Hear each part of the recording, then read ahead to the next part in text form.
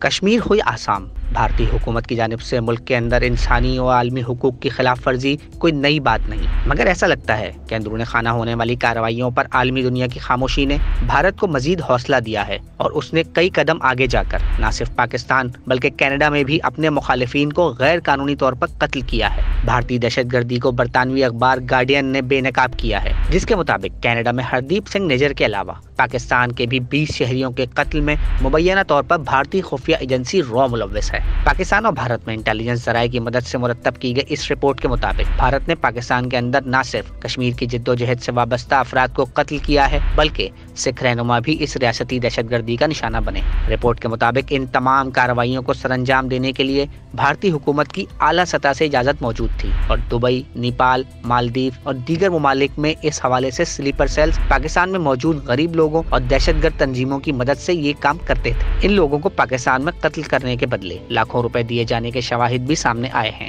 مثال کے طور پر رپورٹ نے بتایا کہ زاہد اخند عرف زاہد مستری، جو کہ مبینہ طور پر ایئر انڈیا کی فلائٹ کی ہائی جیکنگ میں ملوث تھا، کی ریکی کرنے والی بھارتی ہینڈلر ایک خاتون تھی، جس نے صحافی کے روپ میں زاہد سے اس کی شناخت کی تصدیق بھی کی۔ اپنے میسج میں خاتون نے کہا کہ کیا آپ زاہد ہیں؟ میں نیو یارک پوسٹ کی صحافی ہوں۔ جواباً زاہد نے پوچھا کہ آپ مجھے میسج کیوں کر رہی ہیں؟ اس تصدیق کے بعد کچھ افغان شہریوں کو لاکھوں روپے منتقل کیے گئے، جنہوں نے یہ کارروائی سر انجام دی۔ جیش محمد کے ایک رہنما شاہد لطیف کے قتل کی تفتیش میں یہ بات سامنے آئی کہ اس کے لیے ایک 20 سالہ کم پڑھے لکھے پاکستانی لڑکے کو دبئی سے بھرتی کیا گیا اور اسے ابتدائی طور پر 15 لاکھ پاکستانی روپے دیے گئے، اور قتل کے بعد 1.5 کروڑ روپے دینے کا وعدہ بھی کیا گیا، مگر وہ لڑکا کارروائی کے فوراً بعد ہی پکڑا گیا اور یہ ساری ٹرانزیکشنز اور بات چیت سامنے آ گئی۔ حزب المجاہدین کے کمانڈر بشیر احمد پیر اور سلیم رحمانی کے قتل میں بھی دبئی میں بیٹھے بھارتی ایجنٹس کا کردار سامنے آیا۔ رحمانی کی موت کو تو بظاہر ڈکیتی کی واردات کا رنگ دیا گیا، اس کے علاوہ پاکستان میں خالصتان تحریک سے وابستہ ایک اہم رہنما پرمجیت سنگھ پنجوار کو لاہور میں قتل کیا گیا، اور تفتیش میں یہ بات سامنے آئی کہ بھارتی ایجنٹس نے داعش اور طالبان کے سوشل میڈیا نیٹ ورکس میں رسائی حاصل کر کے ایک نوجوان کو بھرتی کیا، اور اسے یہ تاثر دیا گیا کہ وہ طالبان کی ایک ذیلی تنظیم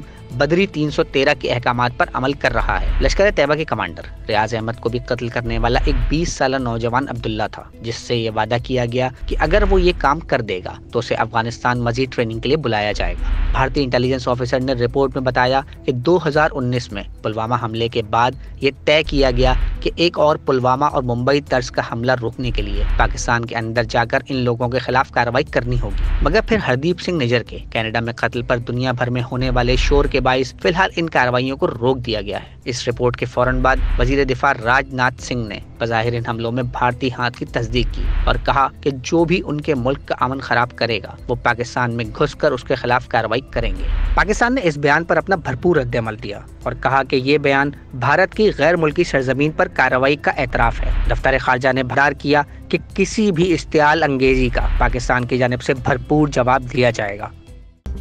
مزید نیوز اپ ڈیٹس اور ڈیجیٹل سٹوریز کے لیے سبسکرائب کریں ڈان نیوز پاکستان۔